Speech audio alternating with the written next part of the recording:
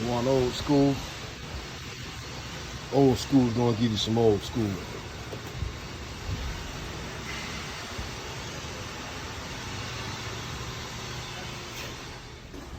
Alright.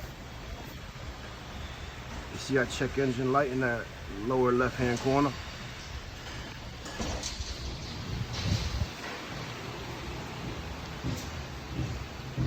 See here,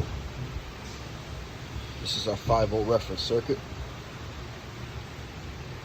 What I've done is I've cut my two 5-volt reference wires. I just want to show you something. I've cut my two 5-volt reference wires and I've put these in between. Okay, so now I'm going to plug that in. Watch my reference. Reference voltage is down. And now check engine light is gone. We currently have a no crank, no start, no com with the ECM.